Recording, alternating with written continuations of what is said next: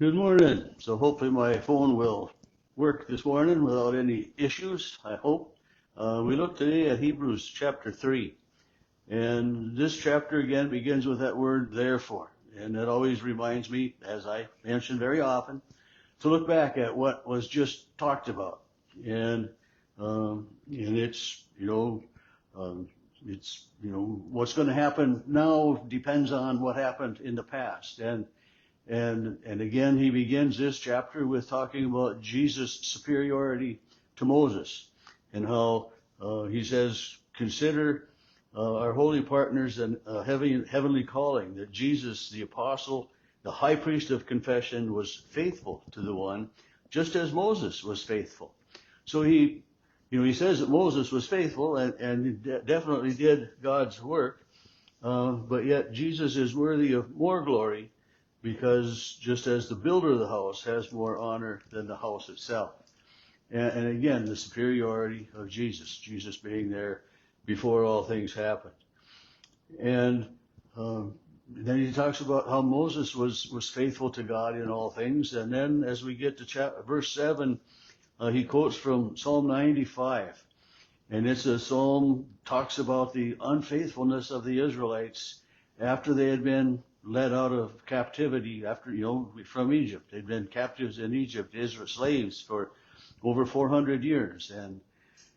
And God sent Moses to Pharaoh and the Israelites were set free. But, the hardness of the hearts, he says, and again, this begins with that word therefore, because Moses was faithful, but because the children weren't, he says, do not harden your hearts as on the day of testing in the wilderness. And again, referring to those Israelites who had been freed. And if you remember about that, they had been led out of captivity. Pharaoh's army had pursued them. God had again protected them. He was leading them by a pillar of fire by day and a cloud by night, and so they were being led by God. His presence was there.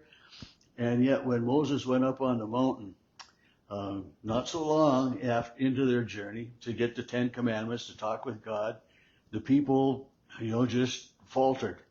Since Moses that wasn't there, Aaron was and others, but, they gathered all their gold, they built this calf, and they worshiped this calf rather than worship God, because Moses was gone. And, they ended up, for a lot of part, they relied so much on Moses and almost worshipped him in so many ways and came to him with everything. I mean, if we read the story of Moses and remember it anyway, he was, so many people came with any problem and every problem that Moses was just overrun with everything.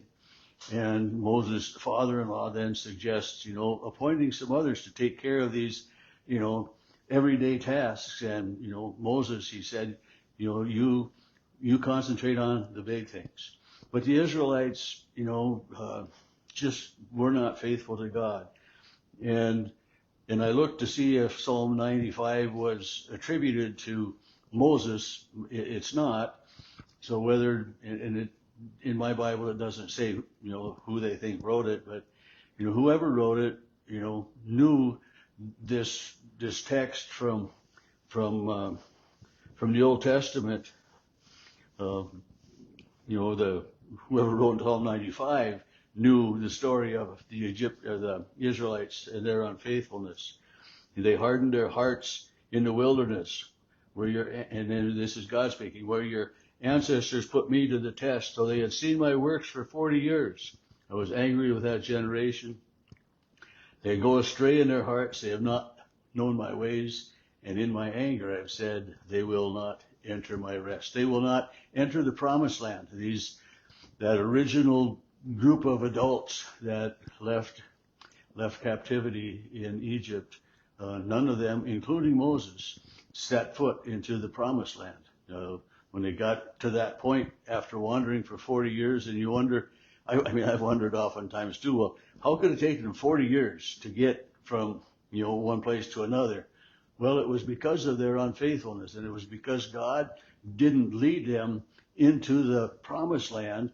He was, he led them here and there and provided for them, was their God, but because of their unfaithfulness, because of their inability to worship God and God alone and to live as free people. And I think about that too, to live as free people when your mom and dad, your grandpa, your ancestors for 400 years have been slaves. They don't know how to live as free people. And I mean, it's still that way today. And I think about that just as growing up. I mean, as we grow up, our moms and dads take care of us. They tell us, where to go, what to do, send us to school and all those things. And then all of a sudden we become adults and we have to make our own decisions. And it's a difficult transition. And so I think about that, how our lives evolve in that same way for these early Israelites. I mean, they've just been freed and they don't know how to live as free people. But anyway, going back to this, the God says none of you will enter the promised land. And they didn't, including, as I said, Moses, because just as they're there on the brink of entering in, Joshua is lifted up to be the new leader of the Israelites. And Moses, they don't know where Moses buried. He didn't die. He wasn't buried so that his grave wouldn't become a monument, a place of worship. But Moses, kind of wandered off into the mountains, and God took care of the rest of it.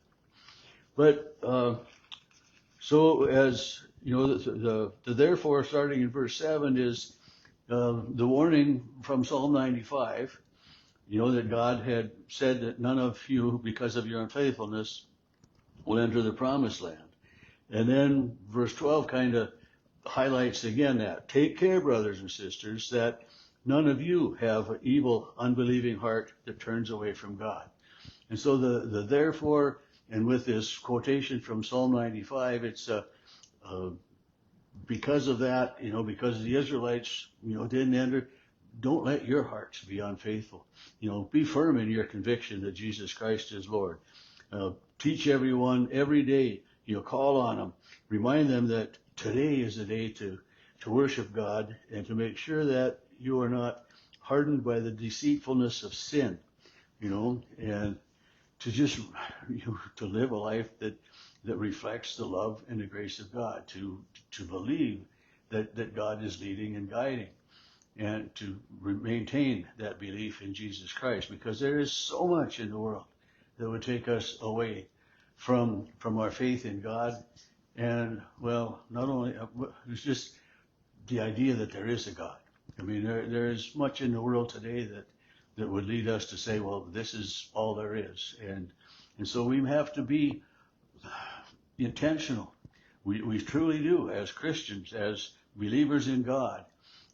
We have to be intentional, make sure that we continue to teach His Word and continue to proclaim this God of love and grace. And, shout it from the mountaintops, more or less.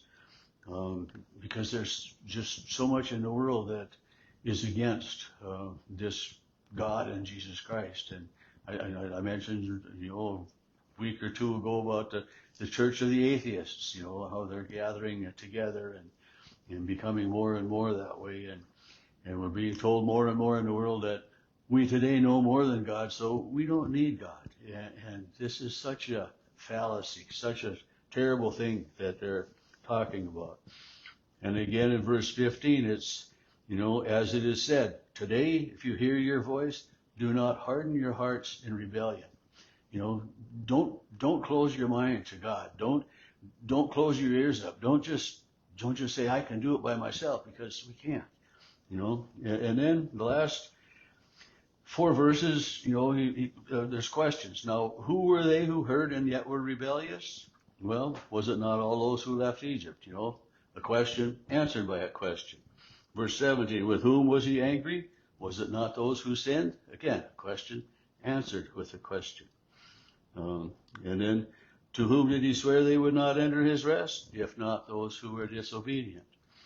And And he says, so then we understand they were unable to enter because of unbelief.